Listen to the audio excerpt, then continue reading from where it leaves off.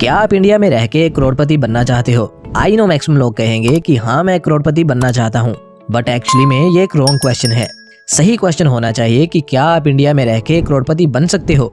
तो दोस्तों इसका जवाब भी है कि हाँ आप डेफिनेटली एक करोड़पति बन सकते हो। हाउएवर ये कोई इजी रास्ता नहीं होगा, बट सर्टेनली आप एक करोड़पति बन सकते हो अगर आप एक सिस्टम को फॉलो करते हो तो। और ये कोई ऐसा वैसा सिस्टम नहीं है, बल्कि एक फेमस ऑथर और फाइनेंशियल एक्सपर्ट डेविड बाक द्वारा अपनी एक फेमस किताब द ऑटोमेटिक मिलियनेयर में बताया गया एक सिस्टम है। अगर आप इस सिस्टम को फॉलो करते हो तो इस बात की पॉसिबिलिटीज 200% हो जाती हैं कि आप आने वाले कुछ सालों में करोड़पति बन सकते हो। तो चलिए जानते हैं इस वीडियो में वो कौन सा ऑटोमेटिक सिस्टम है जिससे कम पैसे और लो अर्निंग से और बिना अपने लाइफस्टाइल से कॉम्प्रोमाइज किए हम फाइनेंशियल फ्रीडम अचीव कर सकते हैं अगर हम इस सिस्टम को अप्लाई करेंगे तो। दोस्तों ये एक बहुत पावरफुल सिस्टम है और अगर आप इसको सीरियसली नहीं लोगे या किसी पॉइंट को मिस करोगे तो आप अपना बहुत बड़ा लॉस करवा सकते हो। इसलिए वीडियो को एंड तक पूरा देखना। So let's begin. ये वीडियो एक कंप्लीट फाइनेंशियल प्लानिंग वीडियो है, स्पेशली उन लोगों के लिए जो कम सैलरी लेते हैं या जिन्होंने अभी अभी कमाना शुरू किया है।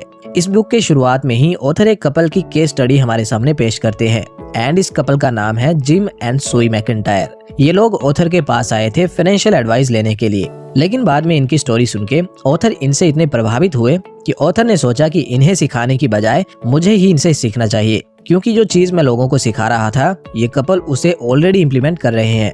इस कपल के बारे में जो यूनिक बात लगी ऑथर डेविड को वो ये थी कि इस कपल की नेटवर्थ $2 मिलियन थी, जबकि इन दोनों की हाउस होल्ड इनकम $30,000 थी एनुअली।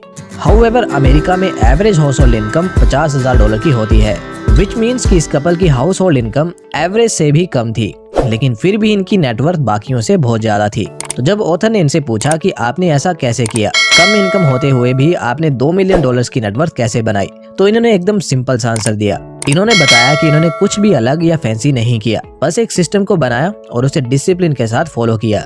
जब इन दोनों की शादी हुई थी तो तब से लेके वो कुछ पैसे सेव किया करते थे और उसे एक डिफरेंट सेविंग अकाउंट में ट्रांसफर कर दिया करते थे। फिर वो इन पैसों को इन्वेस्ट भी करने लगे थे। जब उन्होंने शुरुआत करी थी तो वो बस 4% ही अपनी इनकम का सेव किया करते थे, यानी कि अगर वो 100 रुपए कमाते थे तो 4 रुपए उसमें से बचा लेते थे और इस 4% को इन्वेस्ट भी किया करते थे। फिर धीरे धीरे उन्होंने इस 4% को 15% तक पहुंचा दिया, जिससे उनकी नेटवर्थ का ग्राफ तेजी से ऊपर जाने लगा। कंपाउंड इंटरेस्ट के कारण उनका पैसा बढ़ता गया। साथ में इन दोनों ने इस बात का भी खास ध्यान रखा कि ये दोनों डेट फ्री रहें और अपनी लाइफ को सिंपल तरीके से जिए। बेवजह का कोई भी एक्सपेंस करने से वो हमेशा बचते रहे। जैसे कि अमेरिका में कॉफी का बहुत चलन है, खासकर लाटे कॉफी का, और एक latte coffee on an average $4 के करीब मिलती है, जो कि इंडिया के तकरीबन 336 रुपए बनते हैं। तो ऑथर कहते हैं कि अगर आप डेली का ये 336 रुपए बचा लेते हैं तो साल का बनेगा 1,20,960 रुपए और 10 साल में बनता है 12,96,000 रुपए। अब देखो इंडिया में भी कॉफी कुछ सालों से फेमस हो रही है, लेकिन स्टिल मेजोरिटी पॉपुलेशन आज भी 10 रुपए की चाय ही प्रेफर करती है।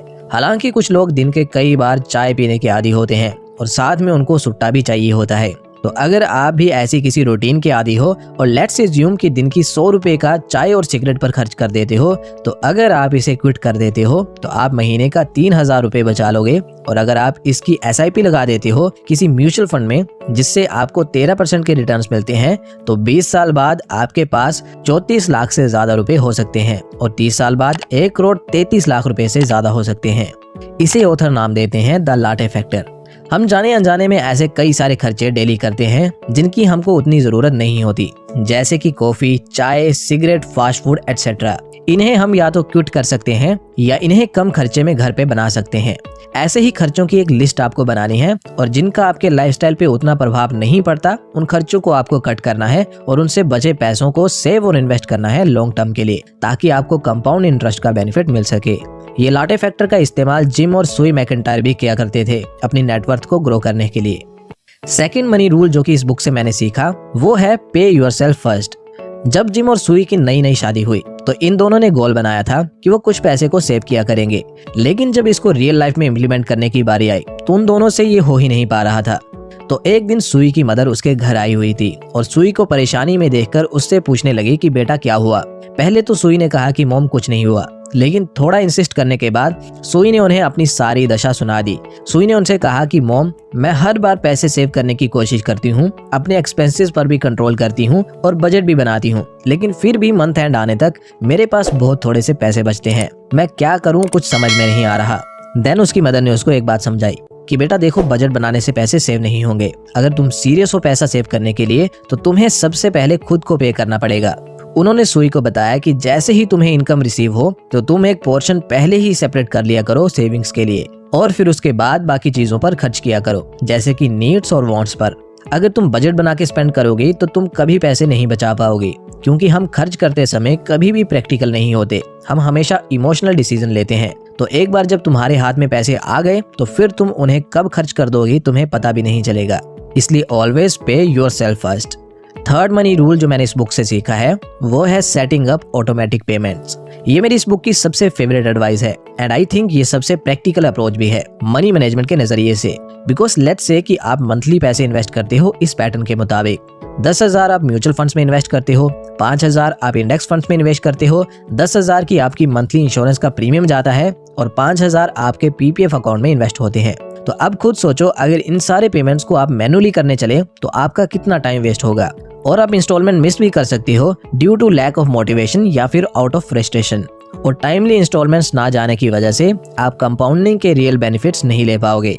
इसलिए आप जिन ऐप्स को यूज करते हो उनमें ऑटोमेटिक पेमेंट्स को सेट करो ताकि सारी पेमेंट्स ऑटोमेटिकली हो जाएं और आप कोई भी चांस मिस ना करो। ऑटोमेटिक पेमेंट सेट करने में आपको हार्डली 10 मिनट लगेंगे और एक बार आपने ये कर दिया तो फिर आप हमेशा के लिए आराम कर सकते हो, अपनी जॉब पर फोकस कर सकते हो, क्योंकि आपकी इन्वेस्टमेंट और आपकी बाकी इंपॉर्टेंट पेमेंट्स का ध्यान ऑटो पेमेंट मोड रख लेगा और इससे आपकी नेटवर्थ भी ऑटो मोड पे ग्रो होती रहेगी।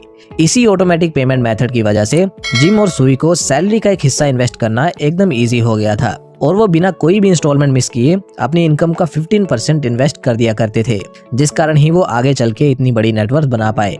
सो अगर आप भी स्ट्रगल कर रहे हो इन्वेस्टमेंट के लिए मोटिवेशन फाइंड करने में, तो ऑटोमेटिक पेमेंट्स को सेटअप करो और चिंता को एक साइड कर दो।